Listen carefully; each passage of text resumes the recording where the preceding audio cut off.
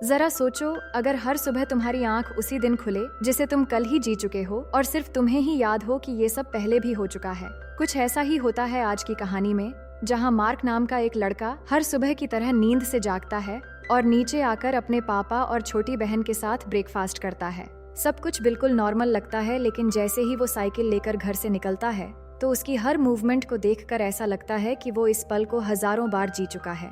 वो रास्ते में बिना रुके ऐसे आगे बढ़ रहा होता है जैसे उसे पहले से मालूम हो कि अगले कुछ मिनटों में क्या होने वाला है। एक लड़की उससे कुछ पूछना चाहती थी, लेकिन उसके बोलने से पहले ही वो मुस्कुराते हुए उसे एड्रेस बता देता है। लड़की हैरान रह जाती है क्योंकि वही जगह उसे ढूंढनी थी। इसके बाद वो पूरे दिन में कई ऐसी एक्टिविटीज करता है जो किसी आम इंसान के लिए करना मुमकिन नहीं लगती। वो बिना किसी गलती के सही समय पर सही जगह पहुंच जाता है। यहाँ तक कि लॉटरी टिकट खरीदते ही उसका नंबर मिल जाता है और वो जीत भी जाता है। फिर जब स्विमिंग पूल के पास बैठा होता है तो वही लड़की स्विमिंग करने आती है जिसे उसने एड्रेस बताया था। वो फौरन जाकर उसे गिरने से बचाता है क्योंकि बॉल लगने से वो गिरने वाली थी। लड़की काफी इम्प्रेसिव फील करती है, पर वो समझ नहीं पाती कि मार्क इतना स्मार्ट क्यों है। अब सवाल यही उठता है कि आखिर उसे हर चीज पहले से कैसे पता है। इसका जवाब हमें ठीक आधी रात को मिलती है। जैसे ही घड़ी में 12 बजते हैं, अचानक सब कुछ बदल जाता है और मार्क फिर से उसी सुबह में पहुंच जाता है जहां से दिन शुरू हुआ था। अब साफ हो जाता है कि वो एक टाइम लूप में फंसा हुआ है। इस बात पर यकीन करना मुश्किल है, लेकिन उसके लिए हर दिन बिल्कुल एक जैसा रिपीट होता है, इसलिए उसे पहले से मालूम रहता है कि किस समय क्या क्या होने वाला है। अब फिर से वही सब कुछ शुरू होती है और मार्क की माँ हमेशा की तरह ऑफिस जाने के लिए कार लेकर निकल जाती हैं। इसके बाद वो अपने पापा और छोटी बहन के साथ ब्रेकफास्ट करता है और रोज की तरह घर से बाहर आ जाता है।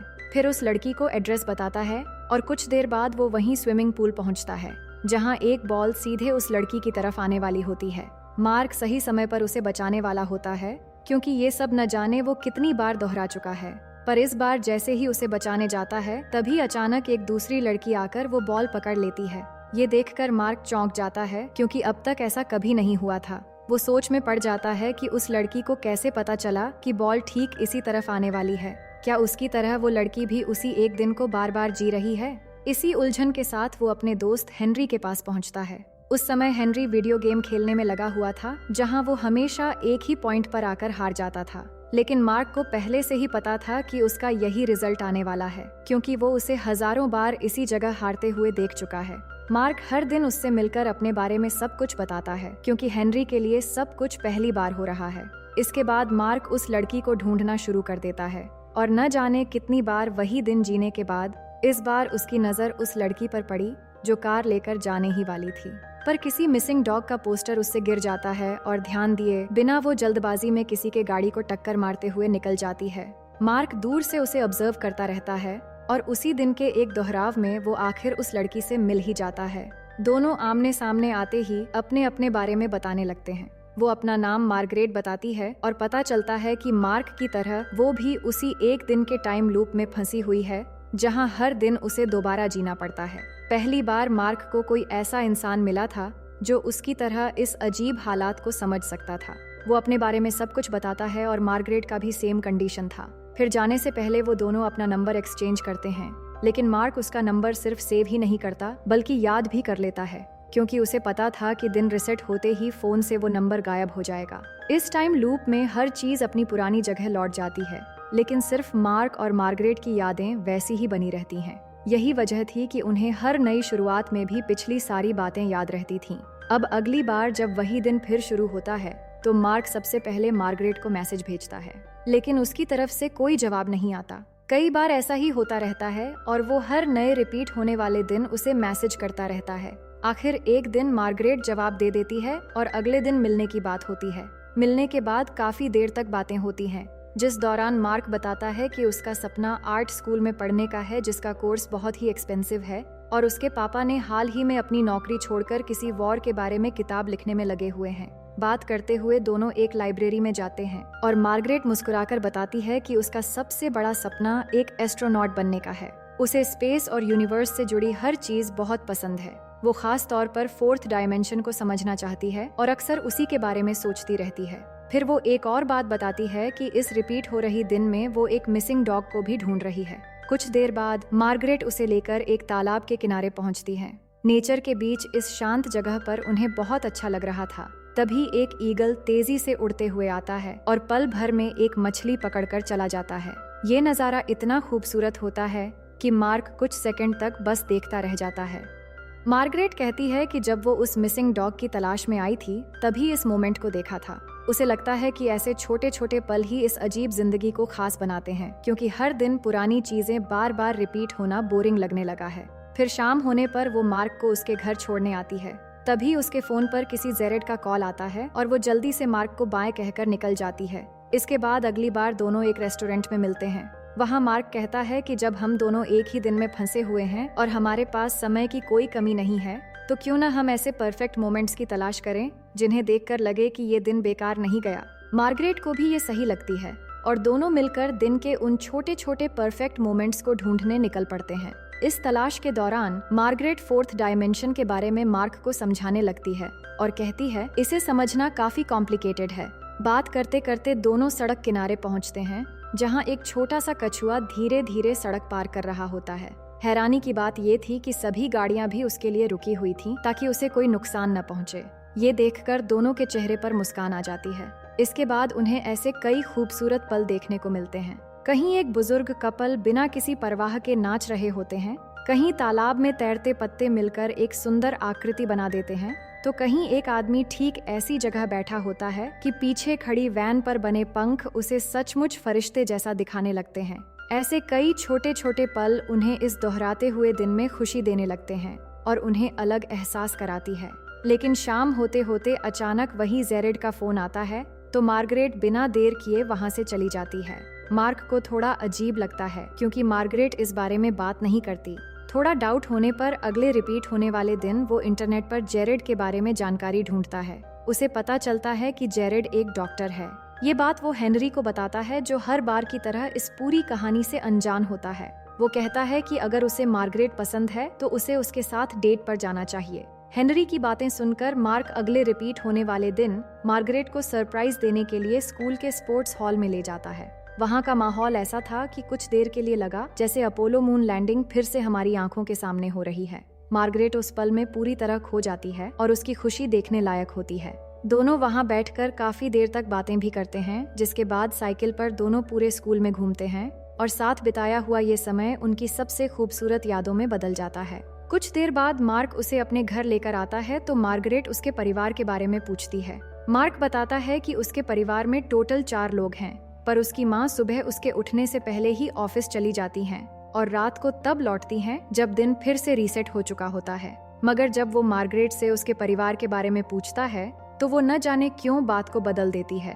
इसी दौरान उसकी नज़र मार्क के कमरे में रखे एक नक्शे पर पड़ती है। उस नक्शे में मार्क ने हर परफेक्ट मोमेंट को टाइम के साथ बड़ी बारीकी से तैयार किया था। वो बताता है कि दिन खत्म होते ही ये नक्शा गायब हो जाता है, इसलिए उसे हर नए दिन फिर से बनाना पड़ता है। कुछ देर बाद वो मार्गरेट के करीब आने की कोशिश करते हुए उसे किस करना चाहता है, पर मार्गरेट पीछे हट जाती है और कहती है उसे अभी एक जरूरी काम से जाना है। उसकी बात सुनकर मार्क को महसूस होता है कि शायद वो कुछ छिपा रही है। जब वो सीधे सवाल करता है तो मार्गरेट समझाने लगती है कि हम पहले ही एक ही दिन में फंसे हुए हैं। अगर हर चीज बदलने की कोशिश करेंगे तो शायद सब कुछ और उलझ जाएगा, इसलिए बेहतर होगा कि हम अच्छे दोस्त बनकर ही रहें। उसकी ये बात सुनकर मार्क कुछ नहीं कह पाता, लेकिन उसके चेहरे की मायूसी साफ दिखाई देती है। अगली बार जब दिन रिसेट होता है तो मार्क अपने पापा से अपनी माँ के बारे में बात करने की कोशिश करता है।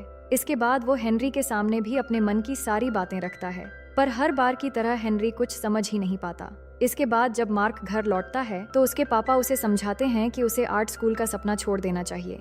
ये सुनते ही मार्क पहली बार अपना गुस्सा खुलकर दिखाता है और कहता है कि अगर आप अपने सपने के लिए नौकरी छोड़ सकते हैं और अपनी पसंद की किताब लिख सकते हैं तो मेरी खुशी के लिए मुझे आर्ट स्कूल जाने से क्यों रोक रहे हैं। तभी अपनी छोटी बहन एम्मा की आवाज सुनकर उसके कमरे में जाता है और कहता है कि पापा आर्ट स्कूल के लिए मना कर रहे हैं। तब एम्मा उसे समझाते हुए कहती है कि पापा कभी उसे रोकना नहीं चाहते, बस घर की हालात ऐसी नहीं है कि वो उसकी पढ़ाई का खर्चा उठा सकें। अपनी बहन की बात सुनकर मार्क कुछ पल के लिए बिल्कुल चुप हो जाता है। इसके बाद वो अपने मैथ्स टीचर से मिलने पहुंचता है और घुमा फिराकर पूछता है कि अगर किसी पर्टिकुलर पर्सन के लिए एक ही दिन बार बार रिपीट हो और बाकी सब के लिए नॉर्मल हो तो क्या इसके पीछे कोई साइंटिफिक वजह हो सकती है। टीचर थोड़ा हंसते हुए कहते हैं कि ऐसा सिर्फ फिल्मों में होता है, लेकिन साइंटिस्ट और मैथमेटिशियन ऐसी स्थिति को लोकल एनोमली कहते हैं। इसका मतलब समय में गड़बड़ी पूरी दुनिया में नहीं, बल्कि किसी खास जगह या पार्टिकुलर पर्सन तक सीमित हो सकती है। ये बात सुनते ही मार्क के दिमाग में एक नई उम्मीद जागती है। स्कूल से निकलकर वो तुरंत मार्गरेट से मिलता है और अपना नया आइडिया बताता है कि अगर ये गड़बड़ी सिर्फ इसी जगह तक है तो क्यों ना हम यहाँ से कहीं दूर चले जाएं। हो सकता है किसी दूसरे देश के टाइम जोन पर पहुँचते ही ये टाइम लूप खत्म हो जाएगा। लेकिन मार्गरेट इस बात से सहमत नहीं होती।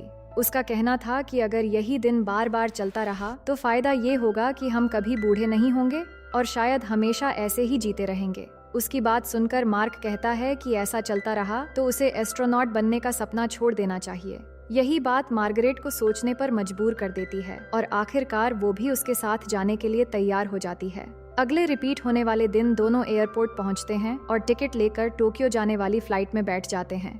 ऐसा लग रहा था कि वहां पहुंचते ही सब कुछ ठीक हो जाएगा, लेकिन फ्लाइट उड़ने से ठीक पहले मार्गरेट चुपचाप सीट छोड़कर फ्लाइट से उतर जाती है। मार्क बहुत उदास हो जाता है और उसके मन में बहुत सारे सवाल उठने लगते हैं कि ऐसी क्या बात है जो मार्गरेट अब तक उससे छुपा रही है। अब उसके पास अकेले आगे जाने के अलावा कोई रास्ता नहीं बचता। पर जैसे ही फ्लाइट उसके टाइम जोन से दूसरे टाइम जोन में एंटर करती है, पूरा दिन दोबारा रिसेट हो जाता है और सब कुछ वहीं पर आ जाता है। यानी इतनी दूर जाने की कोशिश भी टाइम लूप को नहीं तोड़ पाती। अब इस दिन के शुरुआत में मार्क अपने पापा से पहले की तरह बहस नहीं करता। वो शांति से उनके साथ ब्रेकफास्ट करते हुए बात करता है और फिर अपनी बहन का फुटबॉल मैच देखने पहुंच जाता है। हर बार की तरह सभी को लग रहा था उसकी टीम हार जाएगी, पर इस बार नतीजा बदल जाता है और एम्मा की टीम जीत जाती है। ये देखकर मार्क बहुत खुश होता है और उसे महसूस होता है कि शायद छोटी छोटी चीजें बदलने से इस दोहराते हुए दिन में भी नए पल बनाए जा सकते हैं। इसके बाद वो पूरे दिन अलग अलग लोगों की मदद करता है, जैसे एक बिल्ली की जान बचाता है और फिर अपनी जीती हुई लॉटरी टिकट भी एक बेबस औरत को दे देता है ताकि उसकी अपनी खुशी दूसरों के काम आ सके। इन्हीं सब के चलते स्केटबोर्ड चलाते वक्त अचानक उसका संतुलन बिगड़ जाता है और वो गिरकर घायल हो जाता है। लोग उसे तुरंत हॉस्पिटल ले जाते हैं और उसकी इलाज की जाती है। वहीं उसकी नजर अचानक मार्गरेट पर पड़ती है, जिसे देखकर मार्क चुपचाप उसके पीछे पीछे चलता है और एक कमरे के बाहर जाकर रुक जाता है। कमरे के अंदर मार्गरेट अपनी माँ के पास बैठी होती है, जिन्हें देखकर लग रहा था कि उनके पास बस आखिरी कुछ घंटे बचे हैं। उसे ये भी पता चलता है कि जेरेड मार्गरेट का कोई दोस्त नहीं, बल्कि उसकी माँ का इलाज करने वाला डॉक्टर है। ये सब देखकर वो समझ जाता है कि मार्गरेट इस टाइम लूप से बाहर क्यों नहीं आना चाहती थी, क्योंकि उसे डर था कि जैसे ही ये टाइम लूप खत्म होगा वो अपनी माँ को हमेशा के लिए खो देगी। अब अगली बार जब दिन फिर से रिपीट होता है तो नींद से जागते ही मार्क जल्दी से जाकर अपनी माँ की कार रोकता है और उन्हें गले लगाते हुए मिलता है। वहीं मार्गरेट अपनी माँ के बारे में सोचकर बहुत दुखी हो रही होती है, पर उसकी माँ उसे प्यार से समझाती है कि एक दिन हर इंसान को इस दुनिया से जाना पड़ता है, इसलिए उनके जाने के बाद भी मार्गरेट अपनी जिंदगी को खुलकर जिए और आगे बढ़े। पहली बार वो सच्चाई को स्वीकार करने की कोशिश करती है और तय कर लेती है कि चाहे जैसे भी हो इस टाइम लूप को खत्म करना ही होगा। फिर जब वो बाहर निकलती है तो अचानक उसे वही डॉग नजर आ जाता है जिसे वो इतने दिनों से ढूंढ रही थी। उसे साथ लेकर वो हेनरी के घर पहुंचती है और खुद को मार्क की दोस्त बताते हुए इंट्रोड्यूस करती है। वहाँ हेनरी हमेशा की तरह उसी गेम में हारने के लिए बैठा होता है, लेकिन इस बार मार्गरेट खुद वो गेम खेलती है और उसे पहली बार जीत दिला देती है। पर गेम खत्म होने के बाद स्क्रीन पर बना एक अजीब सा आउटरो उसकी नजर में आता है।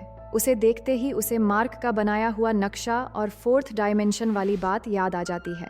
ये समझते ही वो फौरन निकलकर मार्क के घर पहुंचती है। वहां पर उसके बनाए हुए नक्शे को सामने रखती है और हर परफेक्ट मोमेंट वाली जगह पर मार्किंग करने लगती है। फिर हर धागे पर टाइम के हिसाब से अलग अलग डिस्टेंस पर छोटे पत्थर लटका देती है। जब उन पत्थरों पर रोशनी पड़ती है तो उनकी शैडो दीवार पर मिलकर एक नया पैटर्न बनाती है।